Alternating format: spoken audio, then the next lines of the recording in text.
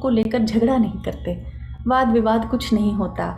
सब कुछ वही है, वही सबके हृदय में रहते हैं, वही समस्त लोकों में सबका भरण व्याप्त करते हैं और फिर व्याप्त हैं सभी लोकों में और सबका भरण पोषण वही करते हैं। तो वास्तव में तो सत्ता एक ही है, उसमें जड़ चेतन का कोई भेद नहीं। पिछले श्लोक में जो क्षर अक्षर से समझाया वो भेद उसी तत्व की ओर दृष्टि कराने के लिए है।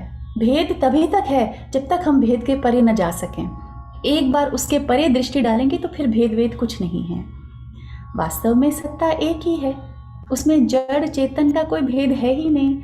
ये भेद केवल हमारी दृष्टि में तब तक होता है जब तक हम तत्व को नहीं जानते। तत्व जानते ही तो वासुदेव सर्वम, फिर क्या जड़ और क्या चेतन, सब जगह वही परमात्मा, कण कण में वही परमात्मा व्याप्त है। तो वही परमात्मा तीनों लोकों में प्रविष्ट होकर सबका भरण पोषण कर रहा है।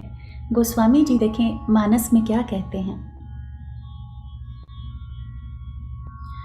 जो चेतन कह जड़ करई, जड़ ही करई चैतन्य, अस समर्थ रघुनायक ही, भजहि जीवते धन्य।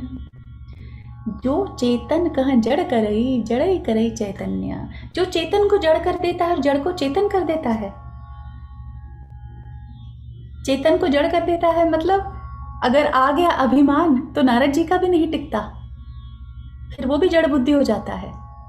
अभिमान किसी को आ गया तो चाहे वो कितना ही चैतन्य क्यों न हो, वो भी उसको भगवान जड़ कर देते हैं, उन्हें क्या टाइम लगता है, और जड़ को चेतन कर देते हैं।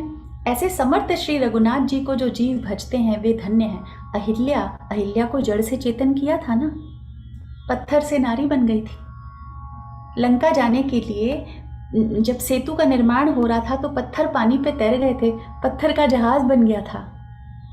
वो चाहे तो क्या कर नहीं सकते, जड़ को चेतन, चेतन को जड़, जो चाहे वो कर सकते हैं। ऐसा गोस्वामी जी कह रहे हैं। तो जो जड़, संकेत क्या है कि जो जड़ को चेतन बना सकता है वही तो हमारी जो चित्त जड़ ग्रंथि है इसको खोल सकता है ना।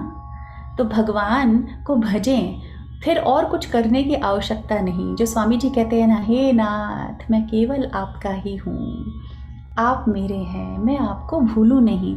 तो ये जो संबंध है, जो भजन मतलब ये नहीं कि हम गा रहे हैं बैठ के आधा एक घंटा हमने कुछ गा लिया तो वही भजन है।